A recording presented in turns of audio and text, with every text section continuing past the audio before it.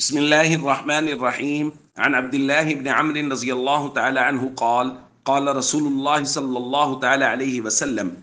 من قتل معاهدا لم يرح رائحة الجنة وإن ريحها توجد من مسيرة 40 عاما رواہ البخاری۔ نبی کریم صلی اللہ علیہ وسلم نے ارشاد فرمایا،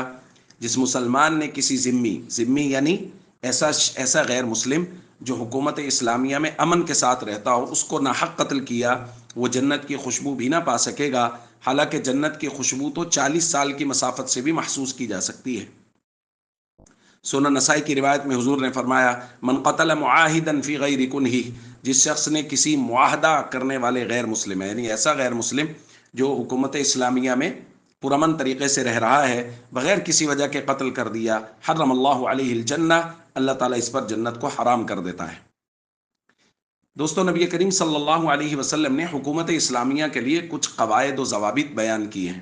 ان میں سے ایک ضابطہ وہ تھا جو پچھلے دن ہم نے بیان کیا کہ اگر مسلمان ایک جگہ پہ مل جل کے رہ رہے ہیں اور وہاں کسی مسلمان نے دوسرے مسلمان کو قتل کر دیا تو وہ کتنا بڑا جرم ہے، اس کو ہم نے بیان کیا تھا۔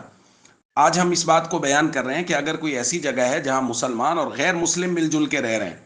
اور غیر مسلم وہ جو پرامن طریقے سے رہتے ہیں، اگر وہاں کوئی مسلمان کسی غیر مسلم کو بغیر کسی وجہ کے قتل کر دے گا تو اس کی جرم کی نوعیت یہ ہے کہ نبی کریم صلی اللہ علیہ وسلم فرما رہے ہیں کہ وہ جنت کی خوشبو بھی نہیں پا سکے گا، اور حضور فرما رہے ہیں جنت اللہ اس پر حرام کر دیتا ہے۔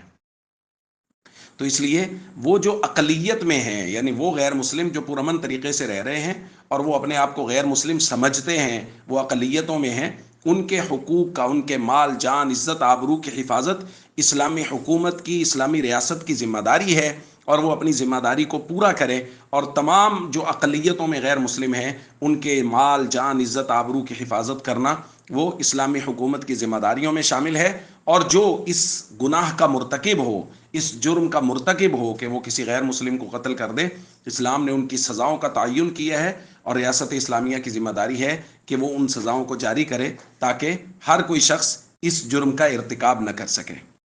السلام علیکم ورحمۃ اللہ وبرکاتہ۔